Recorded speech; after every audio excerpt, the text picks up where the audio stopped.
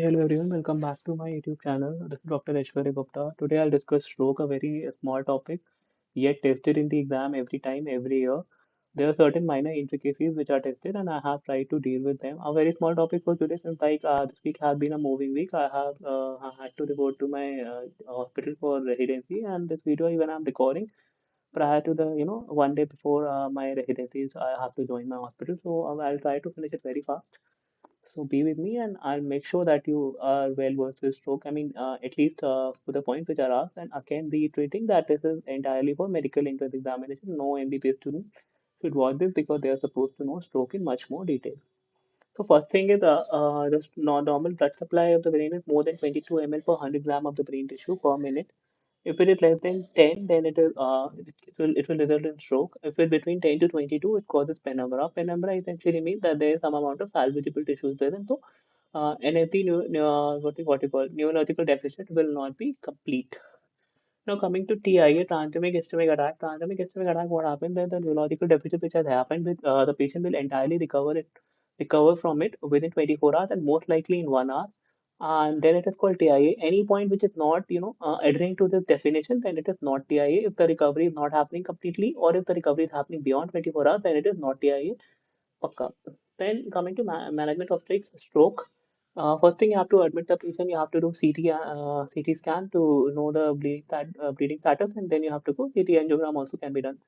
Now, based on that, you have to choose the candidate for thrombolysis.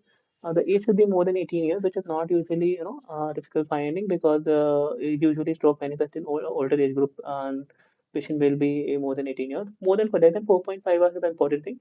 Since sometimes patient presents late and the duration has passed beyond 4.5 hours, then you cannot do thrombolysis. This is actually tested in the exam. And what happens in that case, the edema is stretched beyond more than one third of the brain territory. So that again is a contraindication for thrombolysis. So now contraindications again. There is a bleeding episode if there is a intracranial hypertension, if there is a history of surgery in 14 less than 14 days, any GI bleed more than 21 days, or the BP is not keeping less than 180 by 110, even patient meanwhile, drugs. So this 5-10 points are very sorry 10 points are very important. इसमें से question आता है some form में कोई they'll give you in the STEM और उसको you cannot overlook that you know कि अगर टाइम 7 आवर्स दे दिया तुमको थ्रोम्बोलाइसिस दिख रहा है तो तुम वो नहीं मार्क करोगे वो इसीलिए दिया होता है कंफ्यूज करने के लिए हमको पता होना चाहिए कि अगर 4.5 घंटे के बाद हो गया है तो हम थ्रोम्बोलाइसिस नहीं कर सकते मेडिकल मैनेजमेंट करेंगे which I have mentioned in the subsequent part.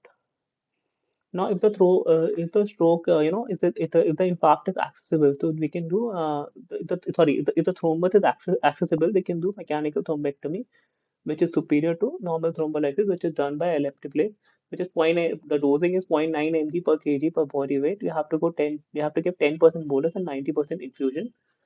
Investigation of choice is MRI is superior because there is more hyperintense areas and you can appreciate bleeding in a much better way. But it was the reporting takes a lot of time, and the most important thing in a patient of stroke is time. You can see that 4.5 hours no more, and that's why we have to do PT for the immediate finding. So, if the timing is not known, suppose the patient had the stroke at night and he doesn't know what time that happened, and then the NFD has set in, so we can do flare. NFD is neurological focal deficit.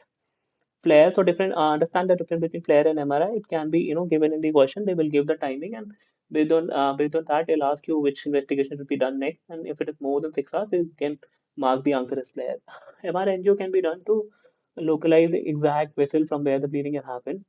Medical management में aspirin सबको देंगे 75 mg per kg, sorry 75 mg. Uh, is given lifelong.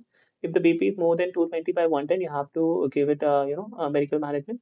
And anticoagulants only are given in case of embolic stroke. And there's no role of dual antiplatelet drugs or statins, which is I mean seems very obvious when given the option that कि DAPT तो देंगे ही पर stroke में but नहीं देते हैं तो what happens they'll give you 5 options A B C D E उसमें सब कुछ mention होगा and they'll ask you which one you will choose for the management and you will end up choosing that but it won't be there, so this is a proper dictum. Don't forget, don't mess on this. You can also do carotid endarterectomy. All right, if the atherosclerosis is more than 70%, it can cause stroke, so you practically do that. And if the atherosclerosis is between 50 to 70%, and patient is symptomatic, then also you can do carotid endarterectomy. So now to summarize, first you have to assess the risk, do CT brain, do other investigation. If the thrombus is visible, go for a mechanical thrombectomy. If it is inaccessible, time is less than 4.5 hours, go for thrombolysis. If it is more than 4.5 hours, go for medical management. And this complete topic for today. I hope you guys understand. And hopefully I'll see you in my next video next week. And maybe I'll find some time to record and be back with you guys. And all the best. Read well, do well, and enjoy reading this phase. And this will actually help you. You will realize that whatever you not read in MBBS, this preparation phase will you'll read everything. So it makes you a better doctor. So enjoy this. All the best from my side. See you until my next video. Thank you.